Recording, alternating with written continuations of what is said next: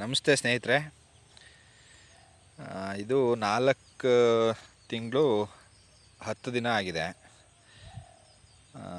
ನಾನು first time ಶುಂಠಿ ಬೆಳೆಯನ್ನು ಬೆಳೀತಾ ಇರೋದು. ಶುಂಠಿ ಬಗ್ಗೆ ಕಿಂಚಿತ್ತೂ ಮಾಹಿತಿ ಇರಲಿಲ್ಲ. ತದನಂತರ ನಾವು ಶುಂಠಿ ನಾಟಿ ಮಾಡಿದ ನಂತರ ಒಂದು 45 ಡೇಸ್ ಮೇಲೆ ಹರಿ ಸರ್ ಕಾಂಟ್ಯಾಕ್ಟ್ ಸಿಕ್ಕಿದ್ದು ನಮಗೆ.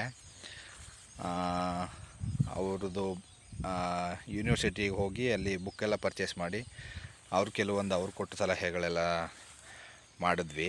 ನಮಗೇನು ಅಂದರೆ ಏನು ಅಂತ ಗೊತ್ತಿರಲಿಲ್ಲ ಶುಂಠಿ ಬೆಳೆ ಬಗ್ಗೆ. ಈಗ 3 ಸಲ ಗೊಬ್ಬರಗಳನ್ನ ಹಾಕಿದ್ದೀವಿ.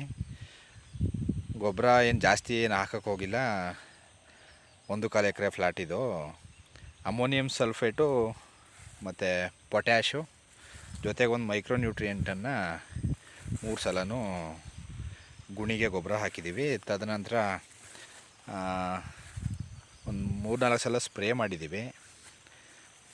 19 13-0-45 ಅದನ್ನು ಸ್ಪ್ರೇ ಮಾಡಿದ್ವಿ. ಜೊತೆಗೆ 2 ಸಲ ಮೈಕ್ರೋ ನ್ಯೂಟ್ರಿಯೆಂಟನ್ನು ಸ್ಪ್ರೇ ಮಾಡಿದ್ದೀವಿ. ಅವಾಗವಾಗ ಒಂದು 2 ಬಾರಿ ಎಲೆ ಚುಕ್ಕಿಗೆ ಕಾರೋಜನ್ ಒಂದು ಸಲ ಮತ್ತು ಟೆಬುಕಾನಜೋಲ್ ಒಂದು ಸಲ ಮಾಡಿದ್ವಿ. ಎಲೆ ಚುಕ್ಕೆ ಸ್ವಲ್ಪ ಚೆನ್ನಾಗಿದೆ. ಇವಾಗ ಎಲೆ ಚುಕ್ಕೆ ಸ್ವಲ್ಪ ಬಂದಿತ್ತು ಮತ್ತು ನಿನ್ನೆ ಸ್ಪ್ರೇ ಕೂಡ ಕೊಟ್ಟಿದ್ದೀವಿ. ಮಳೆ ಕಾರಣದಿಂದ ಕೊಡೋಕ್ಕಾಗಿರಲಿಲ್ಲ, ಕೊಟ್ಟಿದ್ದೀವಿ. ಹೀಗಿದೆ. ಇದೆಲ್ಲ credit goes to Hari sir.